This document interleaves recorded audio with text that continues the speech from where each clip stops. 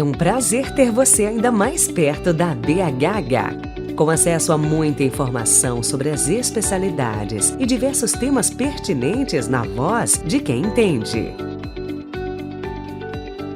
Olá a todos, é um prazer estar aqui conversando com vocês de novo. Eu sou Sandra Logeta, eu sou coordenadora do Comitê de Hematologia e Hemoterapia Pediátrica da BHH, e mais uma vez teremos o prazer de conversar com dois brilhantes infectologistas pediatras do Brasil, professor Marco Aurélio Safadi e professor Renato Kifuri, e hoje o nosso objetivo será conversar sobre outras vacinas, que não a vacina contra a Covid, mas que também são tão importantes nas nossas crianças e adolescentes com doenças hematológicas não malignas. Tá?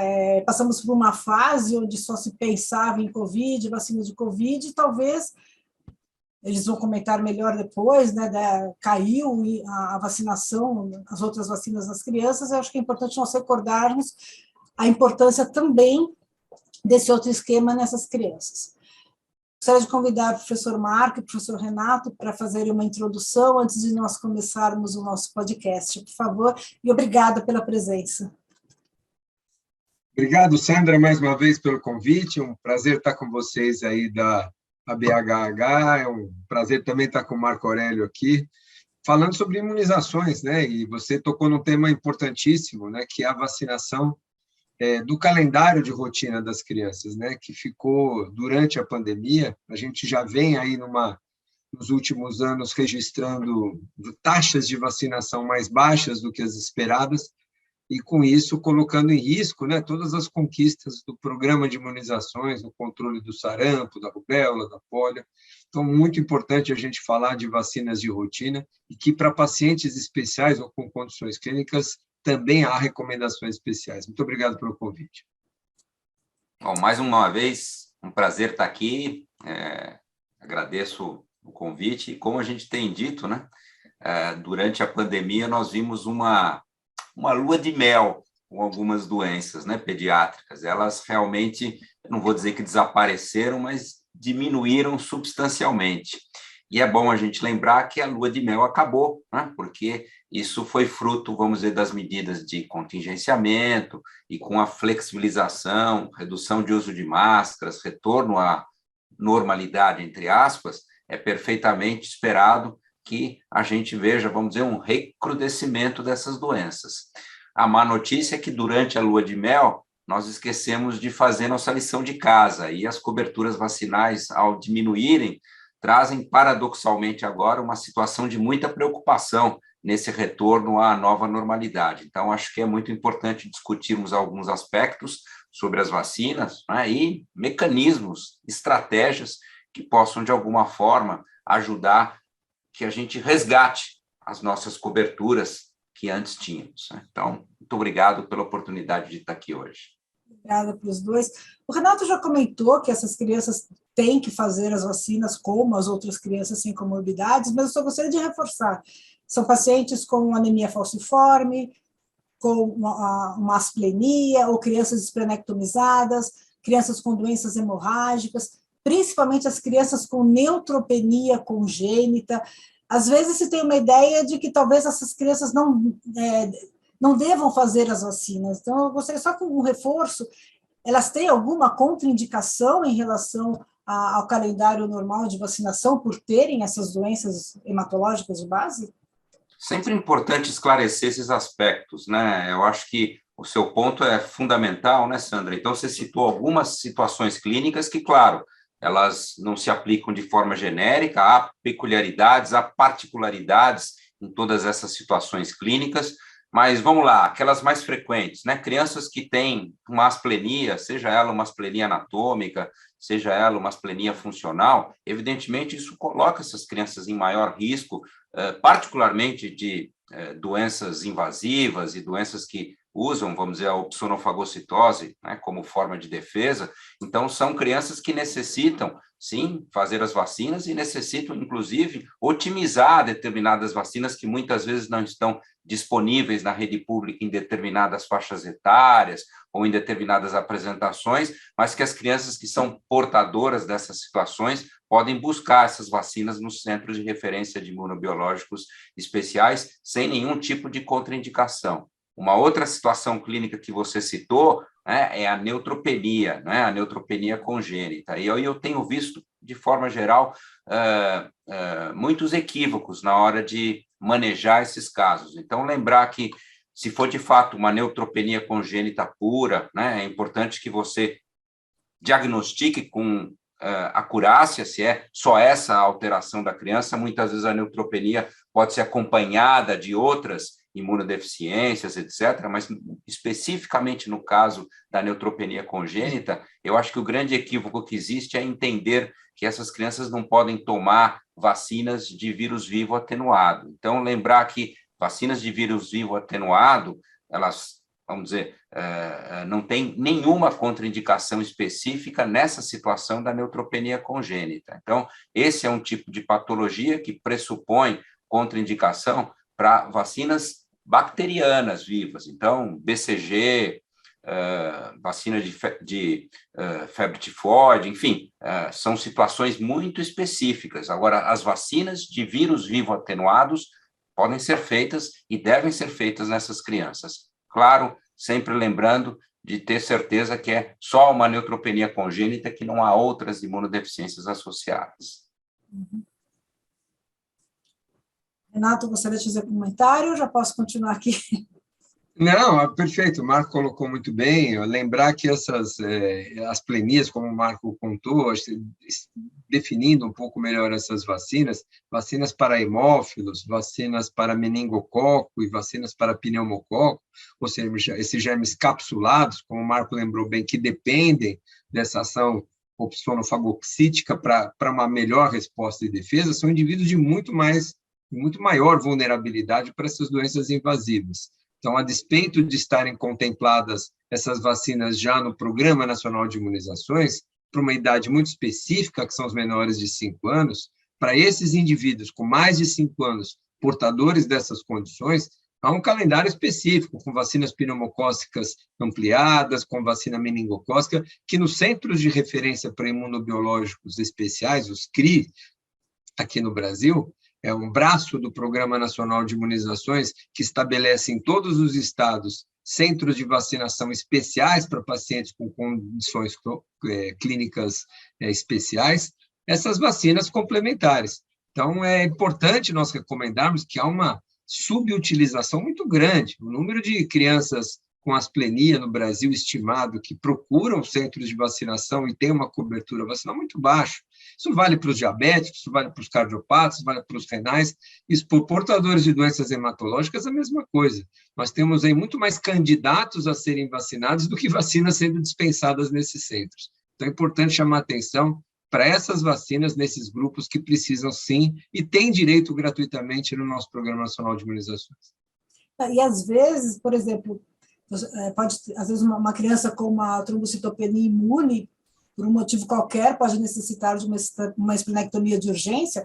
Isso não significa que ela não possa fazer a vacina depois da cirurgia. Ela tem que fazer também a resposta, não sei, talvez não sei se a resposta é igual, é menor, mas independente disso, tem que fazer, não tem? Sem dúvida, a vacinação está indicada no momento, obviamente, quando você faz uma esplenectomia de urgência ou por qualquer um acidente, anatomicamente, você retira o baço, você torna esse indivíduo mais vulnerável a essas doenças. Então, o calendário se modifica de vacinação para esses quadros. Eu acho que eu estou falando um ponto importante, porque às vezes eu escuto, é esplenectomizado, mas foi por trauma, não tem uma doença de base. Ele é esplenectomizado do mesmo jeito, ele não vai ter opsonização do mesmo jeito, então ele entra no calendário de vacinação de qualquer asplênico, não é porque foi trauma que ele tem que ser tratado diferente. Exatamente isso, Sandra.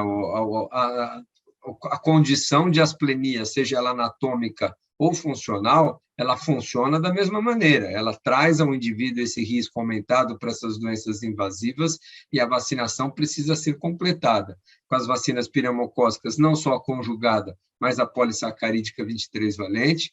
Com a vacina de haemófilos, aí, a depender da idade, a gente expande, os CRIs oferecem até os 12 anos de idade, e as vacinas meningocócicas, idealmente, sempre com a quadrivalente, ainda não disponível no CRI, só para adolescentes, mas é importante cobrir o meningococo na sua maior amplitude possível, no intuito de proteger esses indivíduos mais vulneráveis.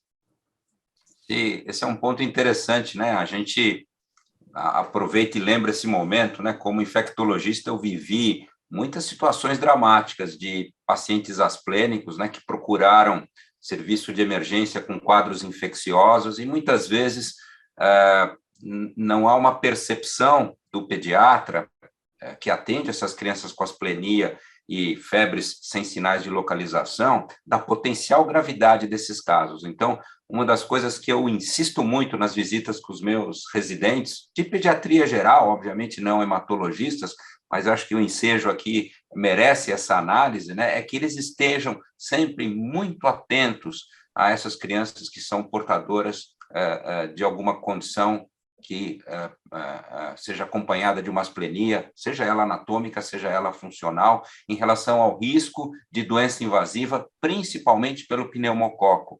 Então, criança no pronto-socorro com febre sem sinal de localização e que seja portadora de uma asplenia, merece muita atenção por parte do pediatra, merece que seja investigado. Muitas vezes é importante que você colha exames, que você faça um rastreio, né, de atividade inflamatória, que você peça um retorno, caso você opte por acompanhar ambulatorialmente esses casos. São casos que realmente merecem muita atenção, e já vi formas dramáticas de doença pneumocócica, são pneumococcemias mesmo, tipo meningococcemia-like, mas principalmente por pneumococo, nessas crianças com asplenia. Então, a gente tem que se valer de todas as estratégias que estejam ao nosso alcance.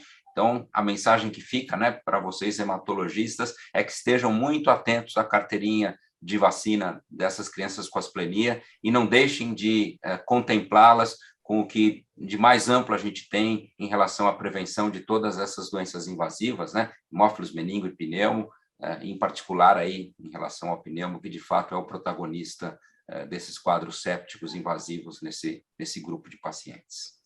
Não só a vacina, mas como você bem falou, a febre, né? Não é porque ele está vacinado que ele não pode ter um pneumococo ou um meningo, porque, sei lá, mesmo que você dê a 23, tem mais de 100 cepas, sorotipos de pneumo por aí.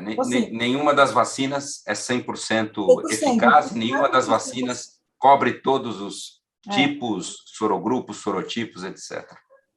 Não é porque está vacinado que está protegido. Né? Isso aí. Em relação à resposta vacinal dessas crianças com essas doenças hematológicas, pensando mais, porque sempre a dúvida que acaba deixando mais é nos neutropênicos, né? O falciforme a gente conhece melhor, mas assim, a resposta vacinal deles e a incidência de eventos adversos dessas crianças hematológicas seria diferente das crianças sem morbidades ou não? Olha, Sandra, em relação... Não, pode falar, Renato, pode falar. Em relação à eficácia das vacinas, algumas dessas doenças, quer seja pela sua doença de base ou pelo tratamento que ela induz muitas vezes, pode comprometer a resposta imune. Então, você tem uma imunossupressão, por exemplo, quando se faz um tratamento com corticoide, com ciclosporina, com azathioprina, com os imunobiológicos, rituximab, especialmente depletor de célula B, onde você sabe, né, que essa resposta imune à vacina está prejudicada. Então, nem sempre um indivíduo vacinado vai se tornar um indivíduo imunizado. São conceitos diferentes, né? A vacinação é a administração da vacina e a imunização é o resultado dessa administração. Então, a depender, isso vale para qualquer vacina e outras situações. Indivíduos que têm HIV, indivíduos obesos respondem menor a algumas vacinas, indivíduos que têm alguma doença de base ou que fazem uso dessas medicações, é esperada, tem-se uma expectativa de proteção menor do que um indivíduo saudável que não tem essas condições ou que não usa esses medicamentos. Mas volto a enfatizar esse aspecto que você tocou no assunto, Sandra, que é fundamental.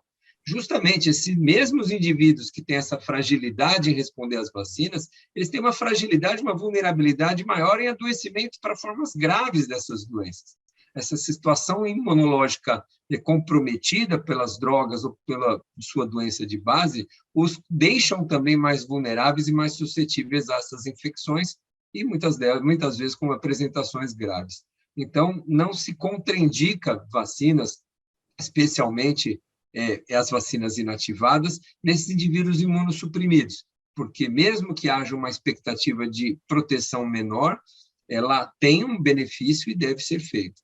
Em relação a esses mesmos indivíduos imunocomprometidos, algumas situações contraindicam vacinas de vírus vivos atenuados. Então, a depender da dose de corticoide que recebe, a depender do imunobiológico que recebe, há que se ter cuidado para a utilização de vacinas de vírus vivos atenuados. Entende-se aí febre amarela, varicela, sarampo, rubéola e cachumba.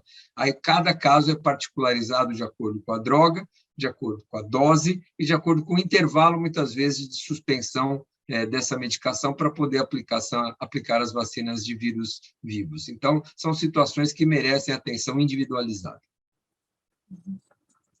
Aí. Só como curiosidade, né, nós fizemos um estudo alguns anos atrás, um estudo multicêntrico, né, foi muito bacana, porque incluiu o grupo aqui da Santa Casa, o grupo do Instituto da Criança, Escola Paulista, foram vários centros, né, que nós checamos a resposta imune depois da vacina de meningococo C, em crianças que eram portadoras de hemoglobinopatias de uma forma geral, a maioria falciforme, né? Então, a gente tem, de fato, uma tendência de menor resposta, mas boa parte delas ainda mantinham algum grau de proteção, mesmo anos depois de terem sido vacinados. Acho que a mensagem aqui é que há, sim, um prejuízo na resposta de forma geral no grupo de pacientes que vocês acompanham, mas isso não quer dizer que não haja resposta e que eles não se beneficiem e não se protejam com a vacinação. Então, sem dúvida, essa é uma estratégia importante. Em relação a eventos adversos, de forma geral, não há nenhuma peculiaridade a esses grupos, né, quando a gente compara a incidência de eventos adversos naqueles casos em que a vacina pode ser aplicada, e talvez a única exceção a esse comentário que o Renato fez, né, das vacinas inativadas, se refira aos casos de pacientes transplantados. Então, quando você tem o transplante, aí sim, você tem que, mesmo em relação às vacinas inativadas, a gente normalmente aguarda, vamos dizer, um período após o transplante para reiniciar, vamos dizer, a vacinação, porque a gente sabe que logo depois, no período imediato após o transplante, realmente existe um impacto muito grande na nossa imunidade e a expectativa de resposta ela é sempre baixa, e aí as indicações vão ser peculiares a cada uma das vacinas, mas, de forma geral, 3 a 6 meses depois do transplante, a gente já inicia a revacinação com vacinas inativadas, e as vacinas com componente vivo, aí você vai fazer 1 a 2 anos depois do transplante. Eu ia tocar no assunto do transplante, mas já que você falou, no pós-transplante, a criança ela tem que refazer todo o esquema, ou adulto, que não sei, todo o esquema de vacinação.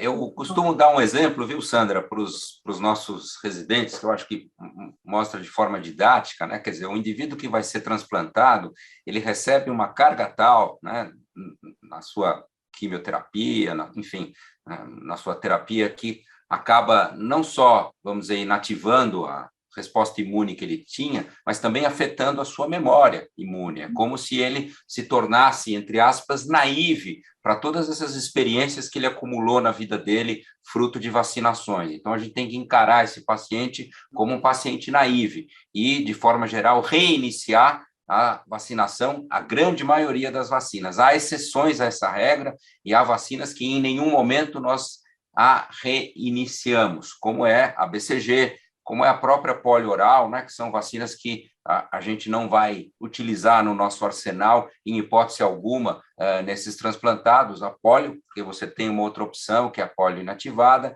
e o BCG, porque ele é cercado de muitos eventos adversos que fazem com que realmente não seja uma opção. Mas as demais vacinas, de forma geral, a gente vai reiniciando pelas inativadas e depois, caso haja, né, lá na frente, pelo menos 1 a 2 anos depois do transplante, uma situação clínica sem presença de imunossupressão, etc., aí você vai também resgatando as vacinas de componente vivo. Lembrando só, né, Marco, que essa regra vale para os transplantados de células-tronco, obviamente, né? A gente não está falando de transplantes de órgãos sólidos, né? Sim, que sim. aí o calendário, a recomendação é diferente.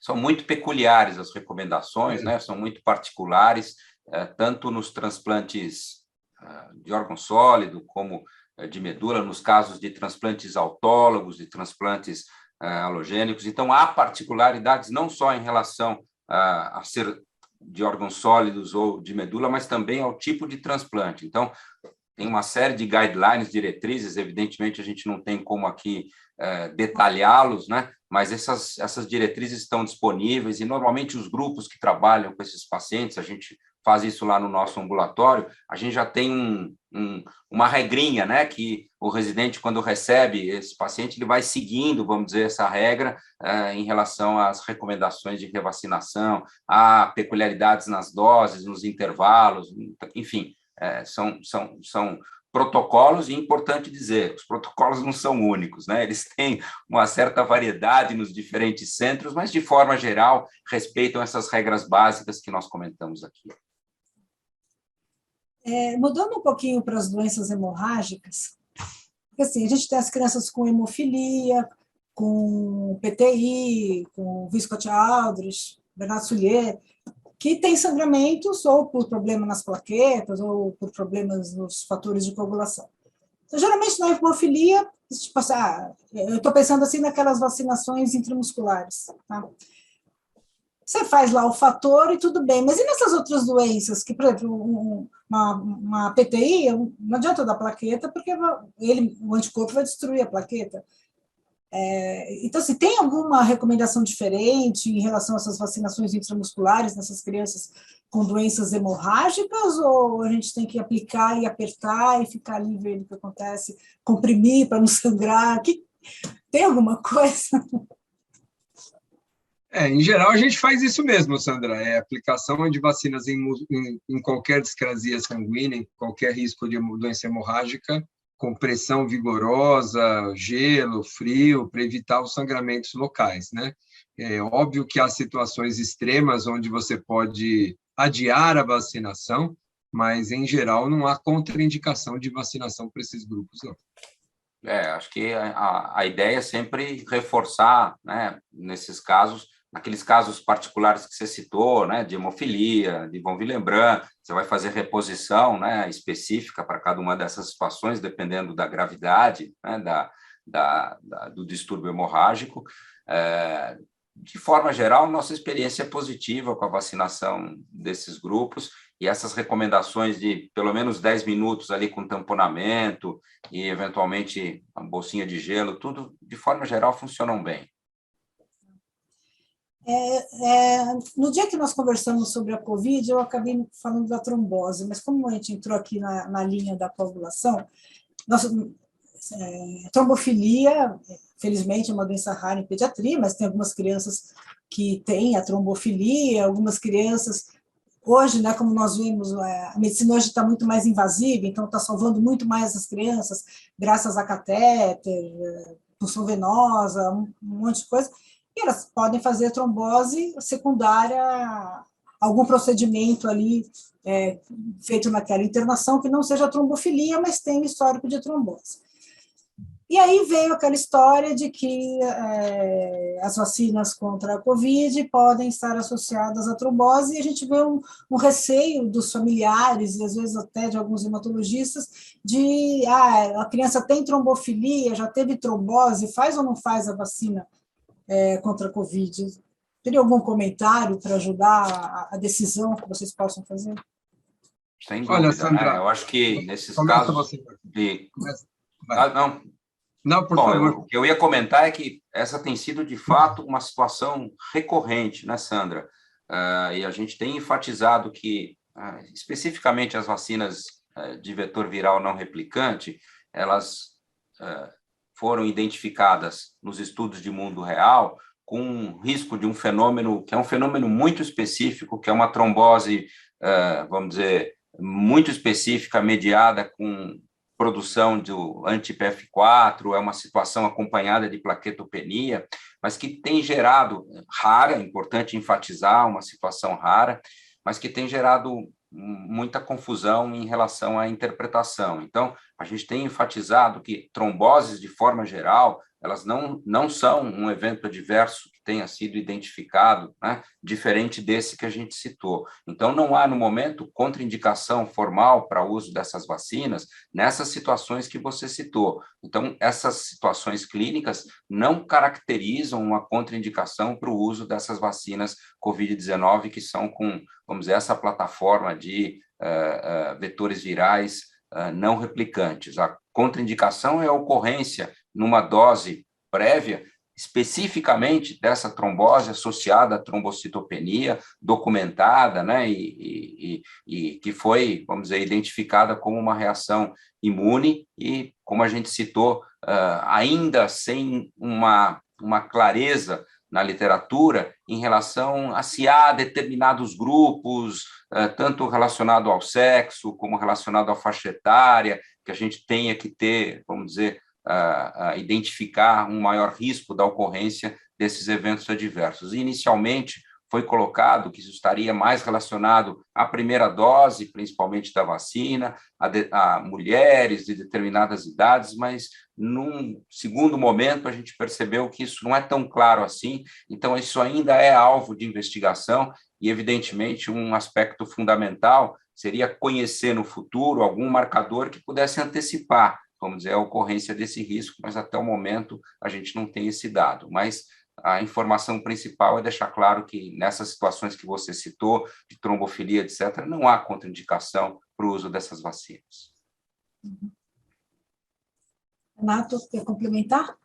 Não, basicamente é isso, né? Lembrar que esse é um fenômeno descrito, né, nos estudos de fase 4 e pós-licenciamento, relacionado com as vacinas de vetor viral, que aqui no Brasil a gente não utiliza em pediatria, né? Lembrar que essas vacinas estão licenciadas no país acima de 18 anos, e o Marco frisou bem, né? Um fenômeno específico, histórico de tromboses habituais que a gente vê, quer seja trombofilia, trombose venosa profunda, embolia pulmonar, qualquer antecedente de trombose não é contraindicação para recebimento de vacinas de vetores virais. Então, é um fenômeno muito específico, induzido pela vacina, que lembra lá a plaquetopenia induzida por heparina, e acho que é um fenômeno ainda em investigação, mas que para nós, na pediatria, ainda, como a gente não utiliza a vacina de vetor viral em menores de 18 anos, fica restrita ao ambiente de adultos, né? Esse talvez tenha sido um dos fatores que limitou, né, a extensão dessa vacina, não só no Brasil, no mundo inteiro, né? Ela é uma vacina que tem estudos clínicos em andamento, mas, de forma geral, a tendência é que não se utilize essa vacina em pacientes pediátricos, essas vacinas, né? Vou fazer uma última pergunta, porque infelizmente o tempo já está passando, a gente nem percebe. Só para complementar, porque nós comentamos sobre o transplante de medula óssea, o doador, ele precisa receber algum esquema de vacinação? Como é que funciona isso no transplante de medula óssea? Olha, idealmente, Sandra, sim, né? A gente sempre recomenda a vacinação dos doadores, né? Quer seja mesmo que esse indivíduo receptor do transplante de células-tronco vá recomeçar todo o seu esquema, a recomendação de vacinação do doador para transplante de órgão sólido e de células-tronco é feita. Bem como, acho que um aspecto que a gente não pode deixar de lembrar, que a vacinação dos contactantes, dos conviventes e contactantes desses indivíduos transplantados, que muitas vezes são a fonte de infecção para esses indivíduos mais vulneráveis. Esses indivíduos acabam adquirindo influenza, sarampo, varicela, Covid, agora, dentro de casa, dos seus contactantes domiciliares, e de nós, profissionais da saúde. Então, são dois aspectos importantes para se lembrar, para nós que lidamos com pacientes imunocomprometidos, estarmos profissionais da saúde, não é só médico, não, todos que lidam com eles, com a sua vacinação em dia. É muito triste ver um profissional da saúde transmitindo influenza para o seu paciente que ele atende, em epidemias de sarampo contaminando os seus indivíduos, e o próprio indivíduo que vai doar e que vai receber. Então, vacinação tem sido uma ferramenta de promoção e de prevenção para todo, nesse cenário de transplantes e indivíduos imunocomprometidos em todos esses aspectos, no doador, no receptor e naqueles que estão no seu entorno. E lembrando que esses contactantes, né, também a gente às vezes vê alguma confusão em relação a isso, ou falsas contraindicações. Os contactantes, esses podem receber as vacinas de vírus vivo parenterais, né? Isso não tem sido, vamos dizer, associado a risco de transmissão do vírus vacinal aos contactantes, a ponto de gerar doença que preocupe, etc. Então, evidentemente, o benefício é muito maior. Então, não se acanhem, não tenham medo de vacinar os contactantes com as vacinas de vírus vivo parenterais, que isso é uma estratégia segura e eficiente. E para essa população está gratuitamente disponível nos CRIs também a vacinação dos contactantes imunodeprimidos, é uma vacinação gratuita nos CRIs, então é preciso incentivar também a vacinação. Agradeço muito a participação de vocês. Nós vamos encerrar esse podcast, mas não percam o nosso próximo podcast com o professor Marco e com o professor Renato, que nós vamos conversar um pouco mais sobre as vacinas nessas crianças com doenças hematológicas benignas. Muito obrigada a vocês dois. Se vocês quiserem fazer um comentário final, que nós vamos continuar no próximo podcast. Só agradecer, Sandra, mais uma vez a oportunidade de estar aqui com vocês, com o Marco. Um grande abraço a todos e é isso aí. Vamos prevenir, né, doenças com as vacinas nessas populações em especiais, né? A imunização tem sido uma ferramenta fundamental para a gente manter todos eles saudáveis. Obrigado pelo convite mais uma vez. Obrigado, Sandra. Conforme eu disse no início, a lua de mel acabou, né? Então é importante que todos estejamos muito atentos aí a tentar resgatar esse calendário de vacinas de uma forma geral. E muito obrigado pelo convite. E a próxima a gente só aceita fazer se for presencial aí junto com você, tá bom? Muito obrigado. Pode vir para cá. Muito obrigada. Até o próximo podcast. Tchau, até logo. É um prazer ter você ainda mais perto da BHH. Com acesso a muita informação sobre as especialidades e diversos temas pertinentes na voz de quem entende.